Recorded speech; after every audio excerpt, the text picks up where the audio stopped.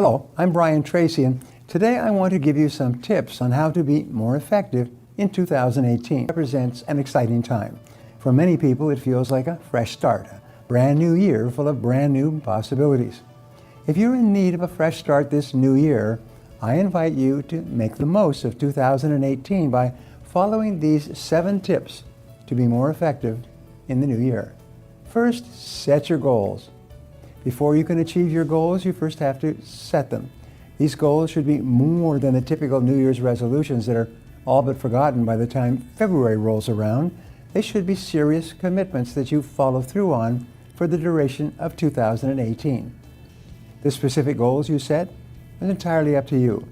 They could be related to your health, your relationships, your career, or anything in between.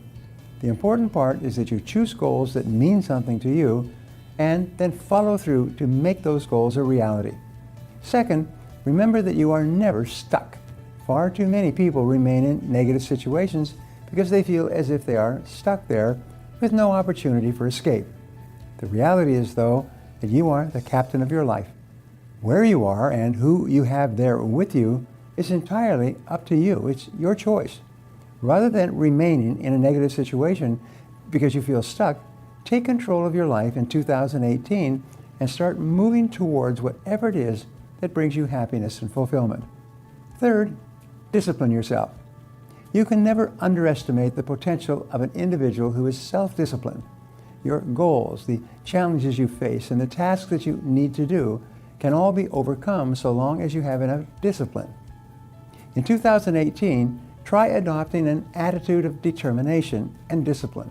Remember, the only thing standing between you and your goals is you. If you can get past that one obstacle, you'll undoubtedly be much more effective in 2018. Fourth, practice self-evaluation. Honest introspection is a quality that very few people have. However, for those who are able to shine the light inward and honestly evaluate all of their strengths and shortcomings, introspection and self-evaluation can prove incredibly valuable. In the old saying by the ancient Greeks, it said, "Man, know thyself." It was considered the highest of wisdom. It's difficult to maximize your strengths and overcome your weaknesses if you aren't sure what those strengths and weaknesses truly are. In 2018, take the time every now and then to take a step back and reflect. Evaluate yourself and your actions and your performance, and then use the information you glean to start bettering yourself in every way you can. Fifth, learn how to say no. Yes is not always the right answer.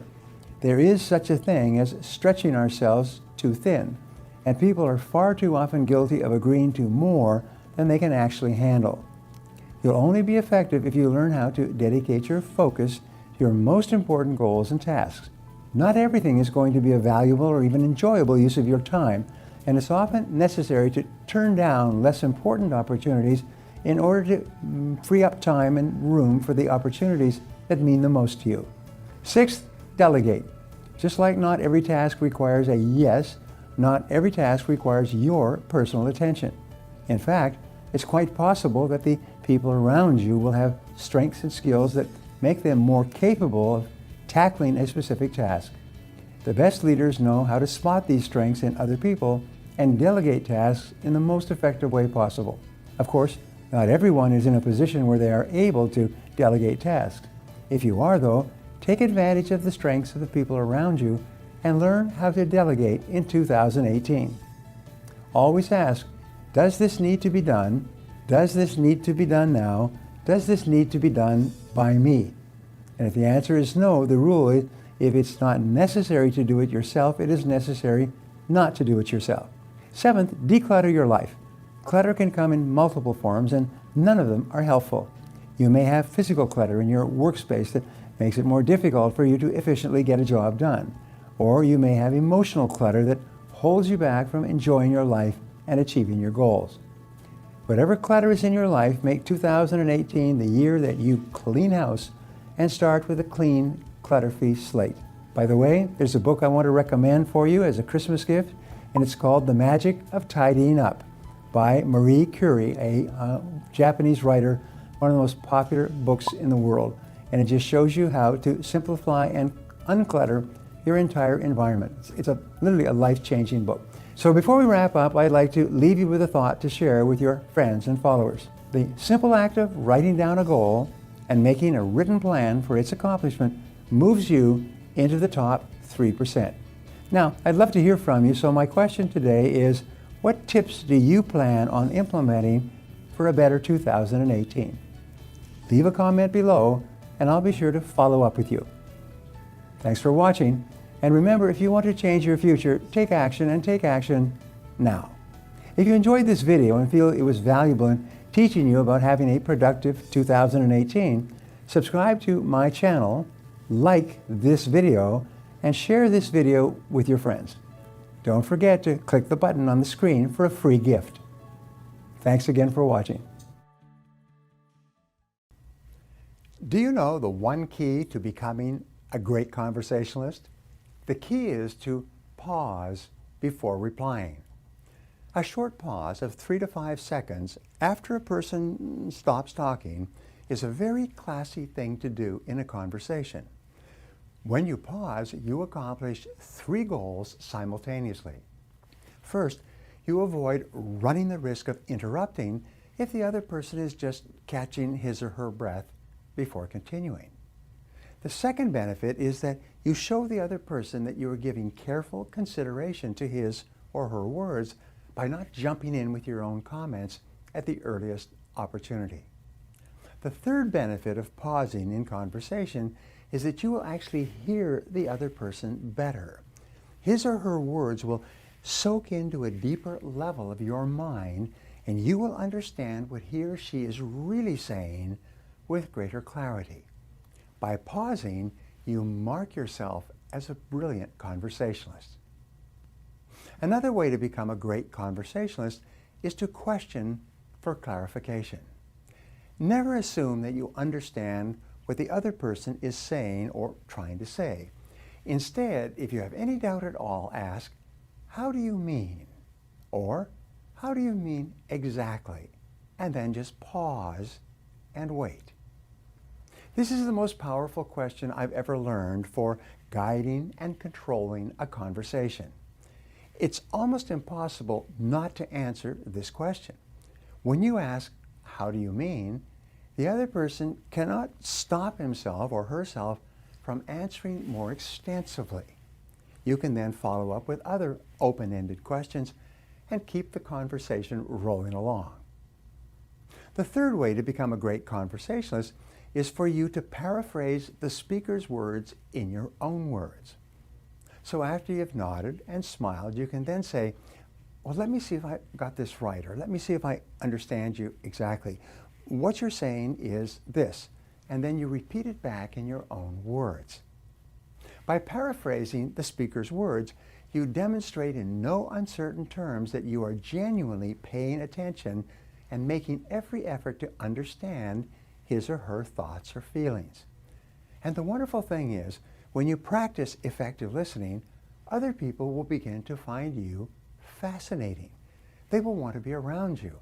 They will feel relaxed and happy in your presence because when you listen to other people, you make them feel important. The reason why listening is such a powerful tool in developing the art and skill of conversation is because listening builds trust. The more you listen to another person, the more he or she trusts you and believes in you. Listening also builds self-esteem. When you listen attentively to another person, his or her self-esteem will naturally increase. He or she will feel better about themselves. He or she will feel more valuable and more respected. Finally, listening builds self-esteem in the listener. Because your mind can process words at 500 to 600 words per minute, and we can only talk at about 150 words per minute, it takes real effort to keep your attention focused on another person's words. If you do not practice self-discipline in conversation, your mind will wander in 100 different directions.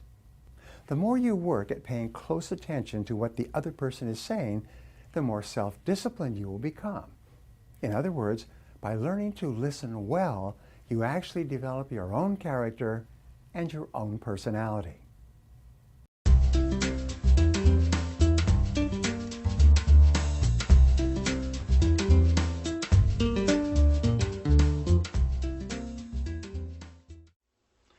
I want to talk to you now about listening power. What we know is that listening is a form of what is called white magic. Listening entrances other people. It enchants other people. I wrote a book recently called The Power of Charm. And in The Power of Charm, I went into the subject in great depth, and it basically says this. If you want to be a charming person, then when you talk to people, ask them really interested questions, and then listen and hang on every word that they say. Nod, smile, find the person absolutely fascinating. And here's the most incredible thing, whether it's socially or in business, is that when you listen really, really well to another person, as if that person was genuinely fascinating, they start to become really interesting. You start to become actually involved and hanging on every word. And the more you listen to other people and listen intently, the more they like you. What we have found is that the brain of a person who is being listened to releases endorphins. And endorphins are called nature's happy drug. So when you listen really intently to another person, their brain releases endorphins and they feel happy about themselves and they feel happy about you because you are making them feel good. Now in sales, of course, this is wonderful because when you ask really good questions and listen closely to the answers, you cause the customer to feel happy being in your presence and he or she becomes much more interested in buying your product or service. Now how do you get a chance to listen? Well, you ask questions. Now here's a great rule. The person who asks questions has control. The person who asks questions controls the conversation. And the more questions you ask, and then follow-up questions and follow-up questions, the more the other person will answer and open up and eventually tell you everything that you need to know to help him or her to make a sale or to determine that he or she is not a prospect. So ask open-ended questions, questions that begin with what, why, where, when, which, and how. These questions cannot be answered with a yes, only with an answer. What are you doing now in this field? How is that working for you? How do you feel about the way things are going? What are your plans for the future? Who is it that makes this kind of a decision in your company? Every time you ask a question that starts with a pronoun, who, how, when, where, which, and why, you cause the person to answer with an open-ended question which enables you to ask another and another. And the more you ask questions and listen, the more charming you become, the happier the customer becomes, and the more rapidly you move toward making a sale.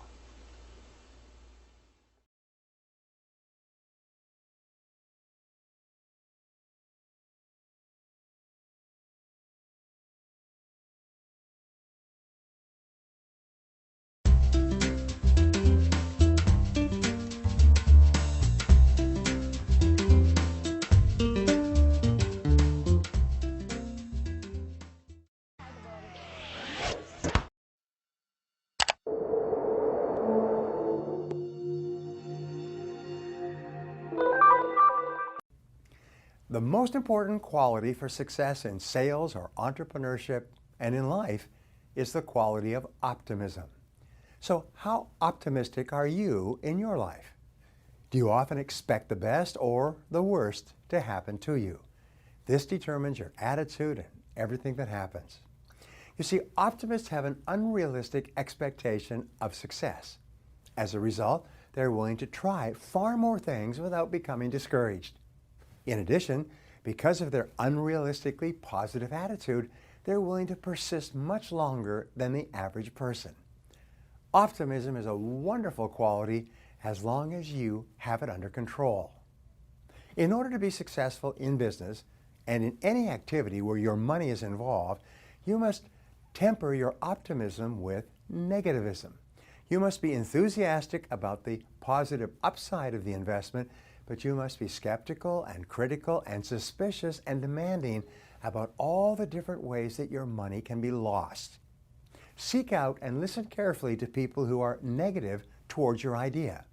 Look for negative thinkers because their viewpoints can be invaluable and often save you a fortune in time and money. I have a friend who's a lawyer, and he recommends and gives advice to many people on investments. And what he does is this.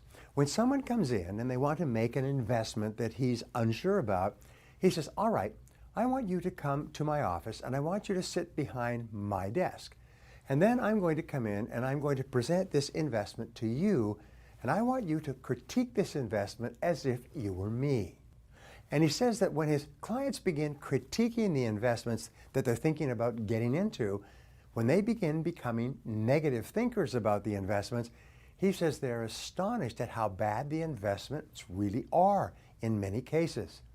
He says he has saved his clients millions of dollars by forcing them to be negative thinkers about their own ideas, simply by switching roles and sitting in front of the desk while they sit behind the desk. But don't be overly influenced by negative thinkers. Just take their viewpoints into consideration. There's a famous story of Mary Hudson, who started off with $200 in the middle of the Depression and leased a gas station that two men had gone broke running at two different occasions. And from that, she built a company called Hudson Oil, which is now the biggest independent distributor of gas and oil in the United States. From a $200 investment, even though everybody told her she would fail. So remember, listen to negative thinkers, but don't necessarily accept their advice. Thank you for viewing this video on how to become a negative optimist for business success. If you enjoyed this video, please press the like button below and click on the link on the screen to subscribe to my channel.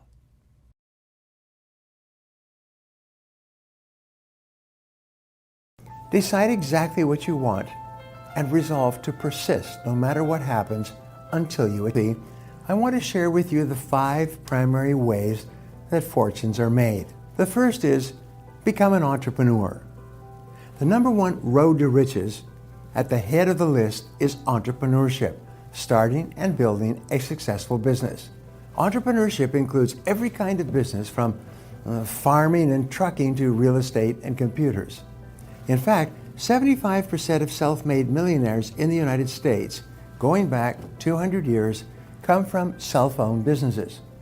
A person starts with an idea for a product or service, turns it into a business, builds it up from the ground floor, and as a result, becomes wealthy. Henry Ford, Andrew Carnegie, Bill Gates, and Larry Ellison are all people who started with little or nothing and built their own successful businesses. And there are millions of others. The second way to become wealthy is to work your way up.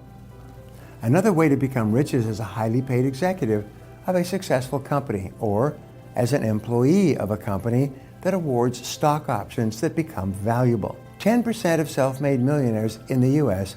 are people who have joined large corporations or companies that became large and worked for those companies for many years.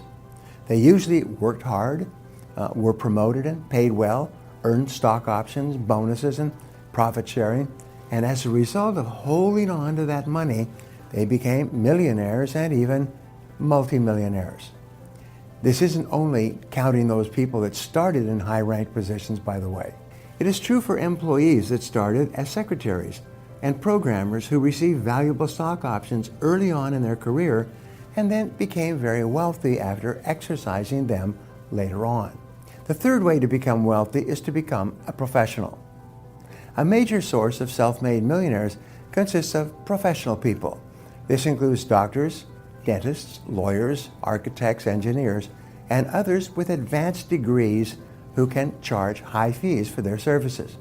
These people earn their degrees, dedicate themselves to becoming very good at what they do, rise to the top of their professions, earn high incomes, and then hold on to the money. 10% of self-made millionaires in the U.S. fall into this category. The fourth way to become wealthy is to get into sales. An important source of self-made millionaires is salespeople and sales consultants. 5% of self-made millionaires in the U.S. are people who are experts and at the top of their fields in selling. They never started their own businesses. Few of them went to college or earned professional degrees. Instead, they become very good at selling a product or service and were paid very well for doing it. In addition, they managed their money well, as everyone should, investing it intelligently and made it grow until they were millionaires or better. Now we're left with the types of people who make up the remaining less than 1% of self-made millionaires. This 1% includes all the people who have made their money in the stock market, with inventions, in show business, sports, throughout the authorship of books and songs, as lottery winners, and all other sources. Unfortunately, because this group gets so much publicity, many people think that they are typical of the people who get rich. The fact is that they are quite rare. The majority of us will have to choose a more practical, conventional path. And although it may not lead to overnight success, it is still entirely possible and realistic for you to reach this level of wealth and security. In fact, not only is it possible, but you have complete control over whether or not it happens. Before we wrap up, I'd like to leave you with a thought to share with your friends and followers. It is this: decide exactly what you want and resolve to persist no matter what happens until you achieve it. This is the great key to success. Now, I'd love to hear from you, so my question today is this: what's holding you back from pursuing one of these 5 paths toward wealth and abundance? Leave a comment below and I'll be sure to follow up with you. If you enjoyed this video and you feel it was valuable in teaching you how to become wealthier, subscribe to my channel, like this video, and share this video with your friends or anyone else who might benefit from this information. Thanks for watching, and remember, if you want to change your future, take action, and take action now. Discover how to build a profitable business and become wealthy by clicking the button on the screen or in the description and downloading my free guide, The Way to Wealth. For more information about how to increase your income and your overall position in life, visit my website, www.briantracy.com. Hello, I'm Brian Tracy, and today I want to talk to you about how to improve the way you listen. Communication is a skill that you can learn. If you're willing to work at it, you can rapidly improve the quality of every part of your life. The most important factor in communicating more effectively is actually the opposite of talking. It's improving your listening skills. You must learn to start asking questions and listen attentively without interruptions. As a rule, you pay attention to people you most value. When you pay close attention to another person when they are talking, you signal to that person that you very much value them and the content of their comments. This is very flattering to another person, and it causes them to respond warmly to your attentiveness. The major reason that most people have poor listening skills is that they're busy preparing a reply while the other person is still speaking. In fact, they're not even listening closely to what the other person is saying. They are thinking of other things and formulating their comments to be ready as soon as the other person takes a breath. Effective communication requires that you face the other person directly, lean slightly forward, and hang onto every word. Listen as though there were nothing else in the world more fascinating to you than what the other person is saying. In romantic relationships, by the way, this is incredibly effective. The very best conversationalists seem to have identified the knack of making the person that they're listening to feel as if he or she were the only person in the world. Good conversationalists can do this in the middle of a crowded room. Dale Carnegie once said that rapt attention is the highest form of flattery. Let me repeat, rapt, close attention is the highest form of flattery or paying value to another person. If you want to flatter a person and cause him or her to think highly of you, just pay close, undivided attention to every single word that he or she says, as though he or she were about to give you the winning lottery number and would only repeat it once.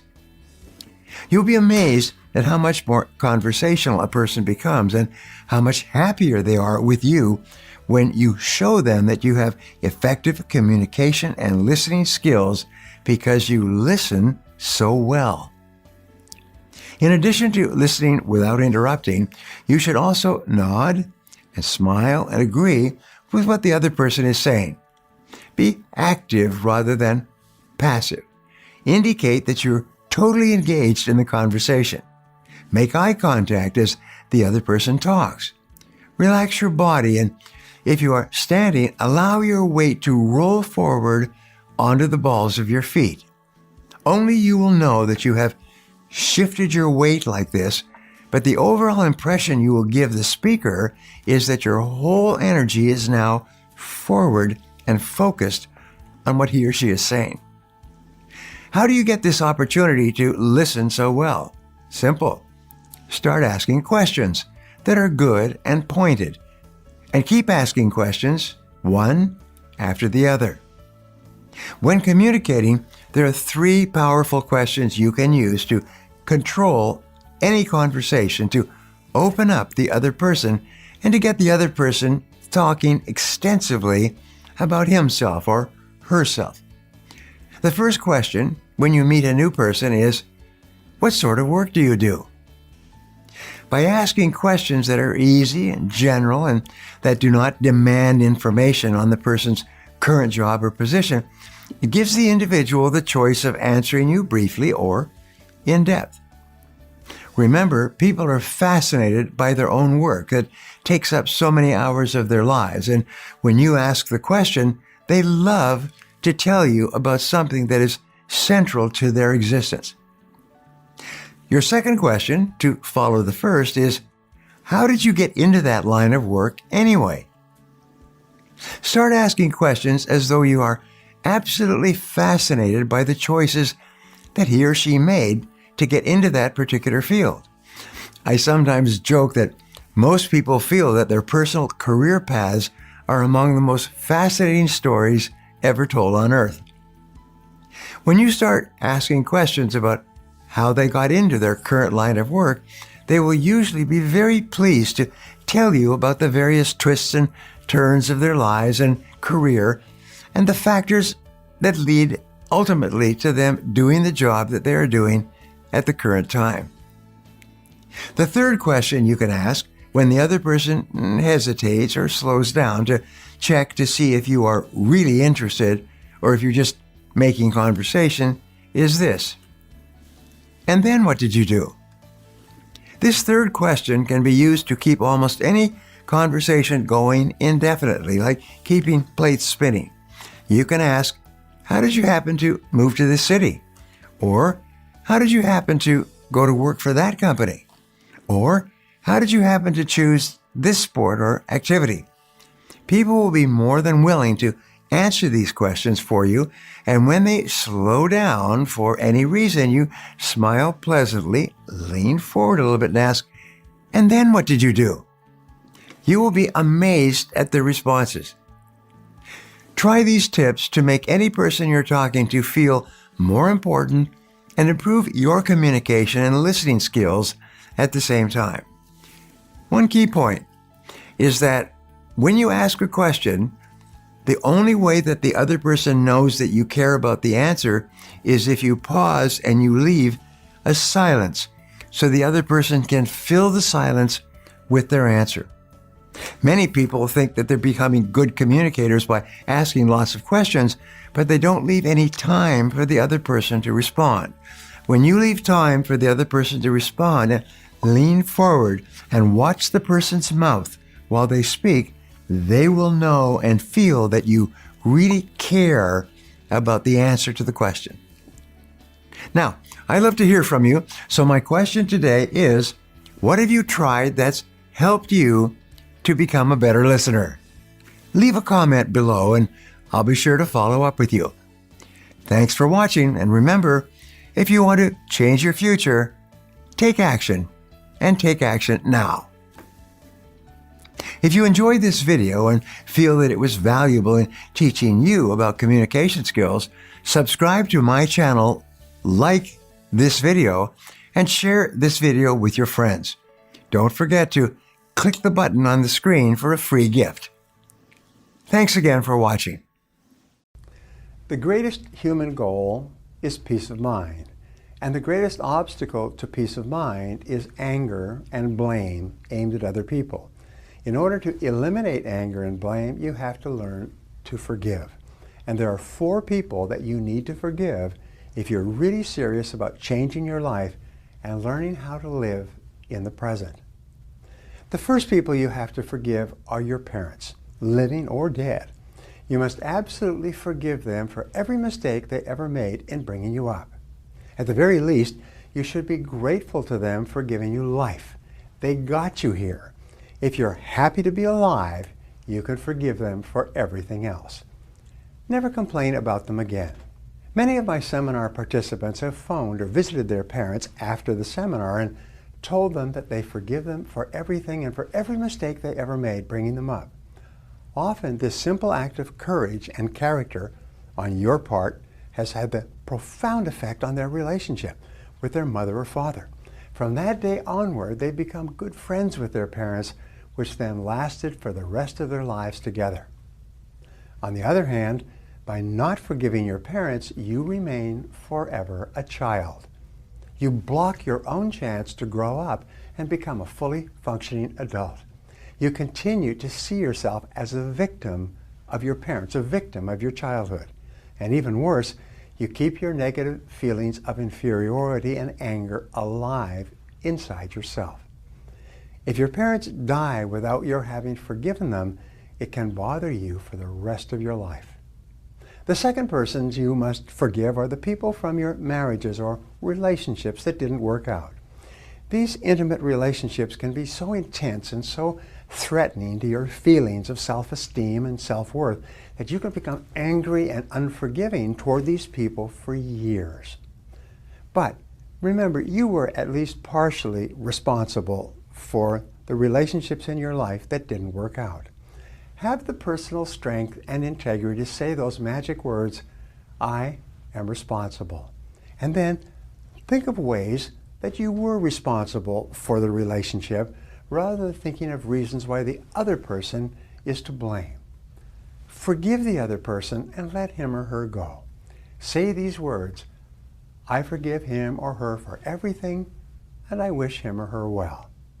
Each time you repeat this, the negative emotion attached to the memory will diminish, almost like turning down the heat on a pot. It gets cooler and cooler, and soon it will be gone forever. Many of my seminar graduates have found that the letter is the key to putting a bad relationship behind them forever. This is a powerful technique that I learned many years ago and that can free you from feelings of anger and resentment almost instantly. It can liberate you from the negativity of a past relationship in a matter of seconds. Here's how it works.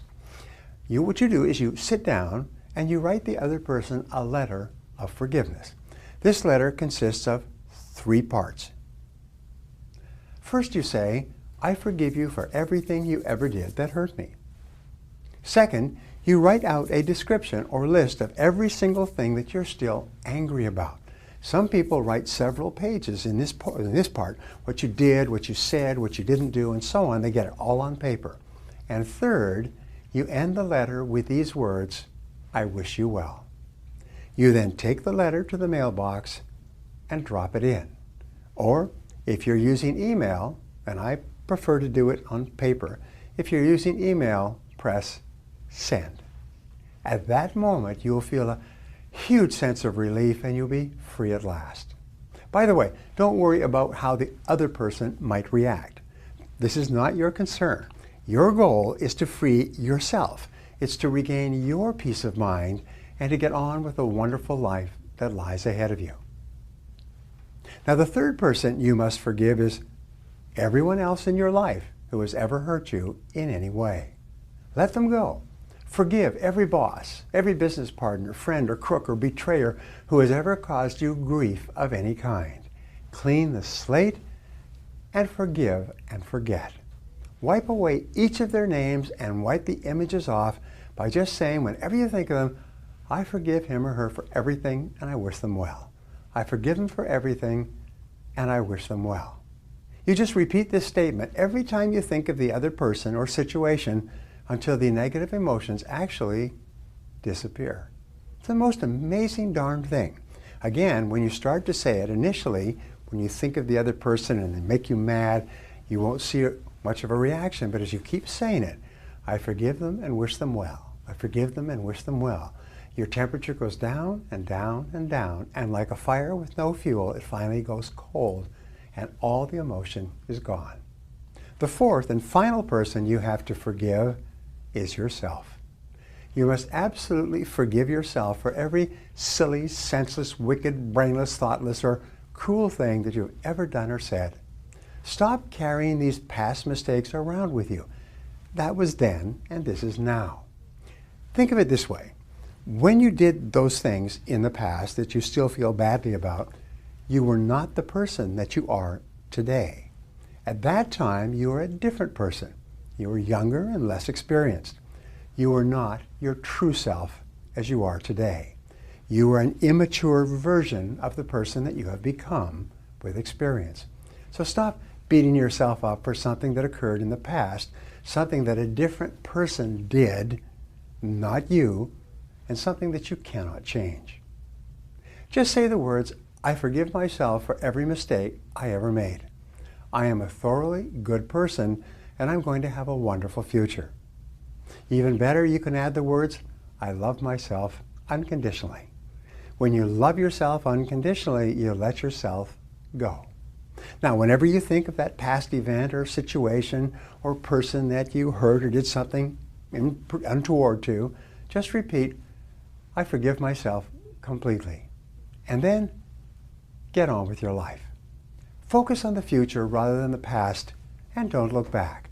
Look at where you're going rather than where you've been. And finally, if you did something that hurt someone and you still feel badly about it, you can go to that person or write and apologize. Just tell the person you're sorry for what you did or said. Whatever his or her reaction, positive or negative, it doesn't matter. The very act of repentance, of expressing regret, will set you free. Please visit www.briantracy.com, my newsletters, to sign up for my free weekly newsletters and my goal-setting guide.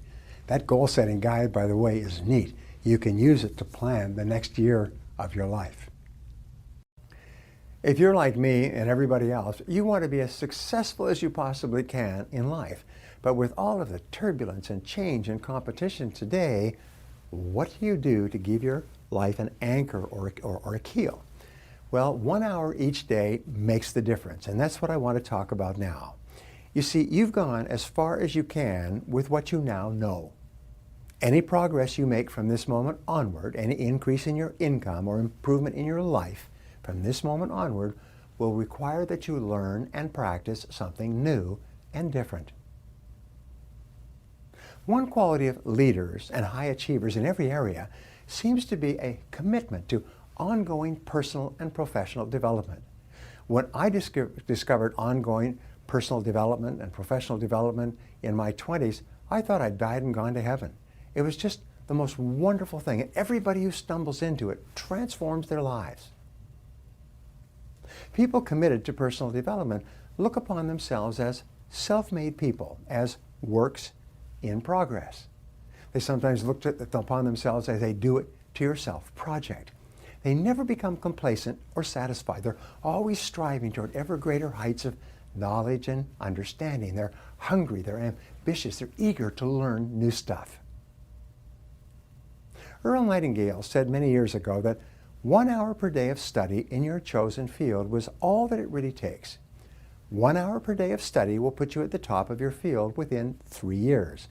Within 5 years, you'll be a national authority. In 7 years, you can be one of the best people in the world at what you do with just 1 hour every single day. So read all you can about your field. Subscribe to the executive book clubs and book summaries. Build your own library of important books in your field. Never be cheap about your education. The best investment you ever make in your life is back into yourself. In fact, if you make a decision today to invest 3% of your annual income back into yourself, back into your own personal and professional development, within a year or two, you'll probably never have to worry about money again. This has been true for me, and it's been true for thousands of people who've reported back to me after going through my seminars the profound effect of investing 3% of your income in yourself. Here's the results. You'll get $10, $20, $30, $50 back to your income for every dollar you invest in yourself in becoming better at what you do. If you read 1 hour per day in your field, that will translate into about 1 book per week.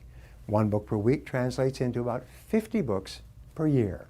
50 books per year will translate into about 500 books over the next 10 years. If you read only 1 book per month, that will put you into the top 1% of income earners in our society. Remember that famous top 1%? These people are continually learning new ideas that help them to be even better at what they're already doing well. But if you read 1 book per week, 50 books per year, that will make you one of the best educated, smartest, most capable, and highest paid people in your field. Regular reading, which we call exercise for the mind, will transform your life completely. Now here's the bad news, good news, is the average adult reads less than 1 book per year. 80% of adults have not read a book in the last 5 years and seldom ever go to a bookstore. If you ask them where's the closest bookstore to your home, they have no idea. 80% of adults have flattened out in their income, and their income is going up, according to the University of Chicago, at a rate of 1% a year, which means they never get ahead and they never get out of debt. But the top 20% of people, the ones who are continually reading and growing, their income is going up at about 11% per year on average, which means that they double their income every 6.7 years. Now just think about that. You start off at the age of 20. By the time you're 27, you've doubled your income. By the time you're 34, you've doubled it again. By the time you're 41, you've doubled it again and doubled and doubled. By the time you're in your 40s or 50s, you're one of the highest paid people in society because you invested just 1 hour a day in getting better.